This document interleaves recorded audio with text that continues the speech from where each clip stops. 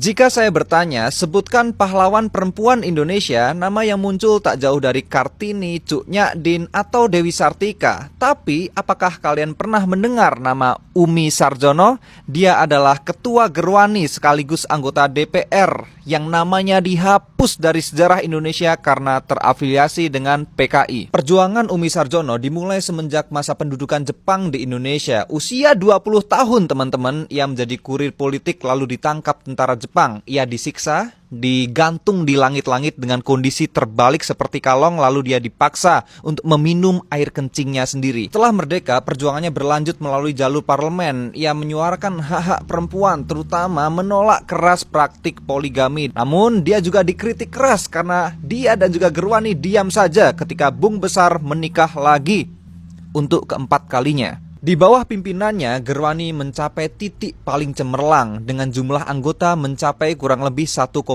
juta. Namun, semuanya itu tidak bertahan lama ketika Prahara 65 datang mengetuk pintu rumahnya. Umi Sarjono ditangkap setelah ia selesai rapat di Senayan. Lalu ia dipenjara 13 tahun tanpa proses peradilan. Mungkin Ahmad Syaroni masih beruntung, yang dijarah hanya patung Iron Man-nya. Sementara Umi Sarjono tidak hanya harta bendanya yang dijarah, akan tapi hidupnya juga dirampas oleh negara. Sekali lagi tanpa proses peradilan. Tak cuma dipenjara, ia dan Gerwani juga difitnah melakukan tarian-tarian telanjang dan juga mohon maaf motong kelamin jenderal di lubang buaya. Padahal itu semua adalah bualan belaka. Akan tapi stigma terhadap Gerwani yang iblis itu masih tertanam hingga sekarang. Oh, betapa biadabnya si pembuat kebohongan itu. Setelah keluar dari penjara tahun 76 sampai 79, Umi cenderung menutup diri. Ada kabut traumatis yang bergelayut di kepalanya. Bahkan ketika ia diwawancara, ia mendengar suara derap langkah itu, ia harus berhenti dulu,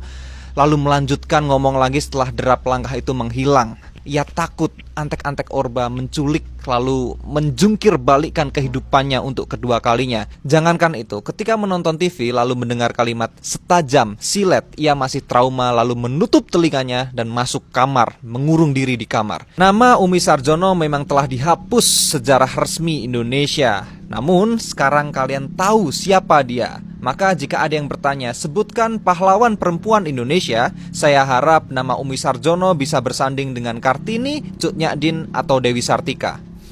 Semoga.